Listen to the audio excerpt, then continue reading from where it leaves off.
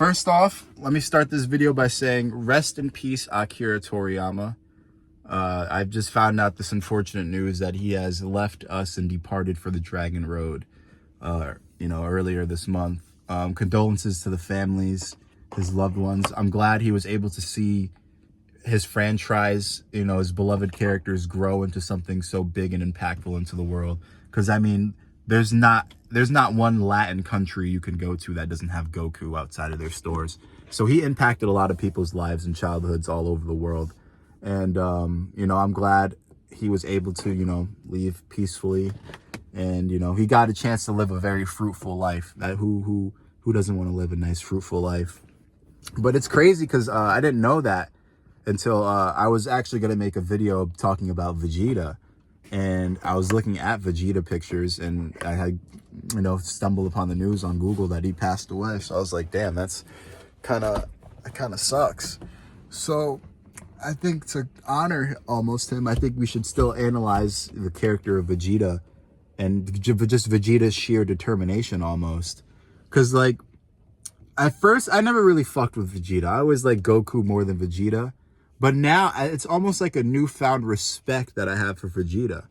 And what I mean is, it's like, the guy's determination and will was just something that you just couldn't break. Whether it was because he was the Prince of the Saiyans and he had a good pride, that Saiyan pride.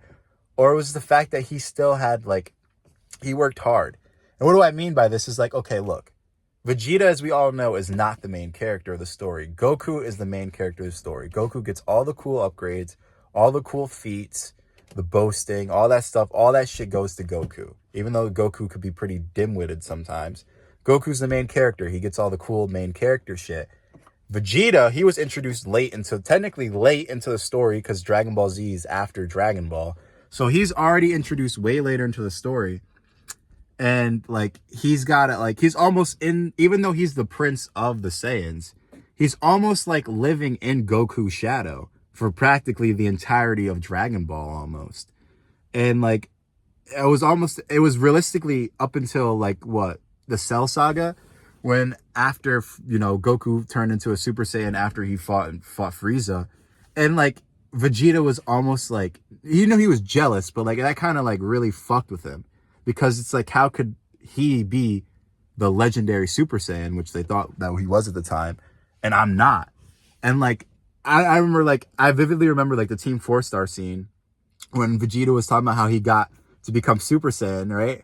And it was just him crying and banging on the floor. He's like, I want to be a Super Saiyan. I wanna. And it's kind of it made me think, Vegeta, I can relate to that. Not in the way I wanted to be a Super Saiyan, even though who the fuck wouldn't want to be a Super Saiyan? But it's more in the way of, I want to be successful, I want things that I want too.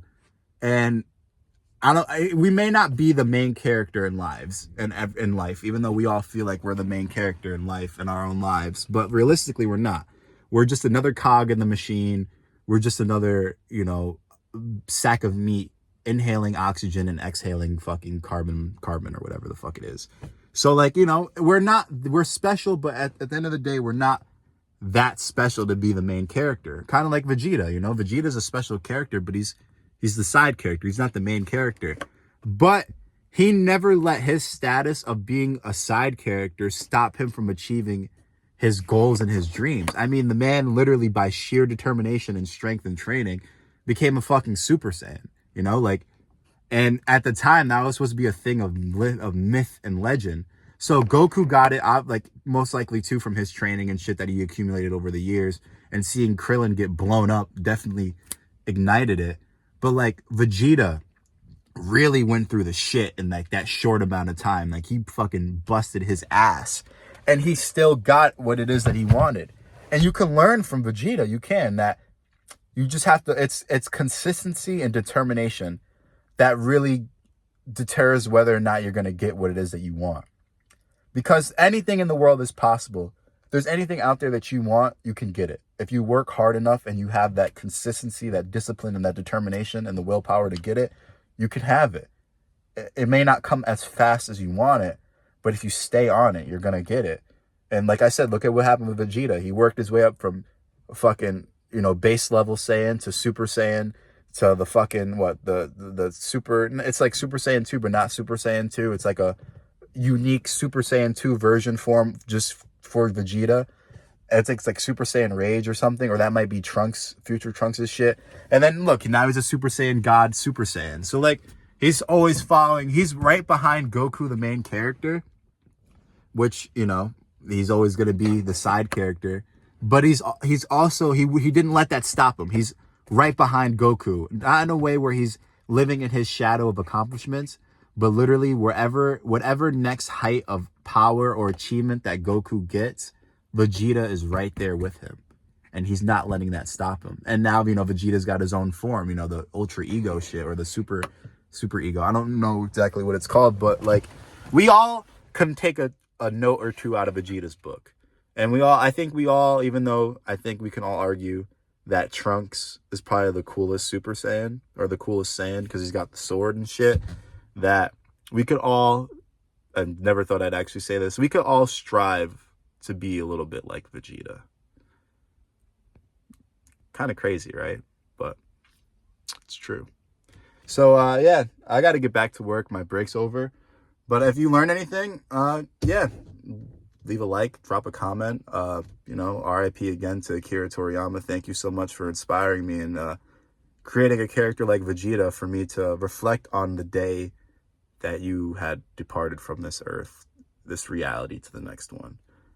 And thank you for making me happy to wake up on Saturday mornings to watch Dragon Ball Z Kai on Nicktoons.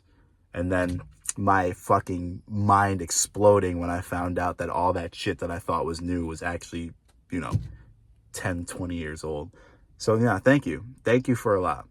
So I'll probably make another video addressing the Akira Toriyama thing. But yeah, no. Deuces.